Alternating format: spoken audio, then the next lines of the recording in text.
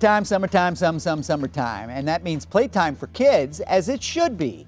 But research shows that kids who play outside are healthier and do better in school, so that's all good.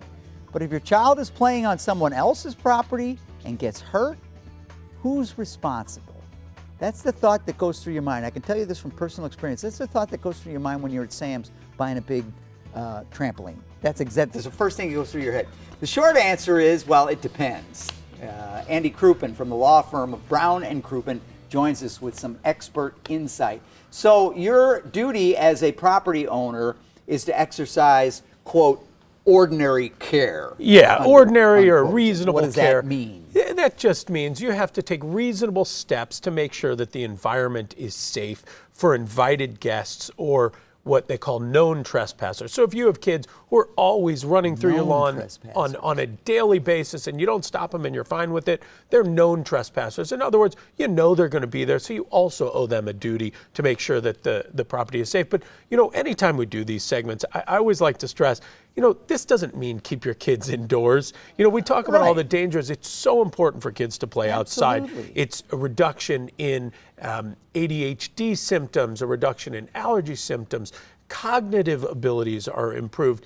Oddly, an increased level of eyesight is developed by playing outside. Not to mention the physically fit, too, of being outside. No question. So this is vital. So just want to make sure I put that out there. But that aside, there are certain precautions that you should take as a property owner. That's right. All right. So what is an attractive nuisance? I'm guessing a pool or a trampoline could be yeah, I mean, you know, a young kid who can't control themselves. Oh my God, you know, something that they see and just can't resist. And so what you need to do when you have that in your backyard is you need to have fencing that can't be easily climbed or a gate with a lock on it. So just take some reasonable step to keep them out. So if a young kid is wandering around the neighborhood and sees a swimming pool and maybe can't swim, they aren't tempted to come in your yard and jump in.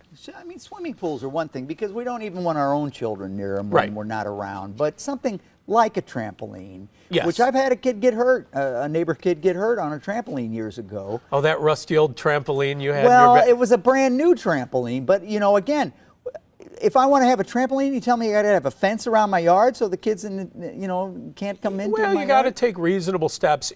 Also, with certain dangerous activities, there is an assumption of risk. So if a kid's on your driveway skateboarding, you know, his parents should know when they give him a skateboard, this is a risky activity. So as long as there isn't like a 4-foot hole in the middle of your driveway, you know, that's not something you're going to be liable for.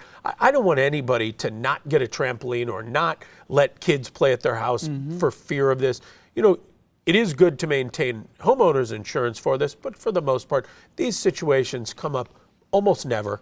We see very few times where people sue because a kid's playing at somebody else's house. But I think it's less about preventing yourself from being sued and more about just, if you're inviting a child into your home, you'll feel terrible if that kid got hurt. Of course, and you could have done something to prevent it. Because you bought the thing to begin with for enjoyment and entertainment. Is there anything, does supervision come into this equation at any point? Yeah, so I mean, if you have young kids and they have friends over, young kids require supervision. I think you have a duty to supervise them just like you would supervise your own.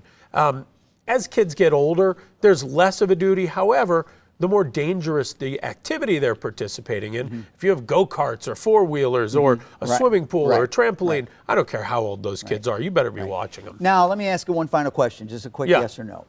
If I get a trampoline and I am assembling it and I hurt my back, can I sue my kid then? You have to sue yourself. I was doing it for them. I have to sue myself? No.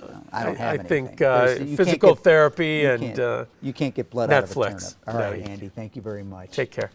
If you'd like to get in touch with Brown and Crouppen, you can call them anytime at 314-222-2222 or visit their website at getbc.com.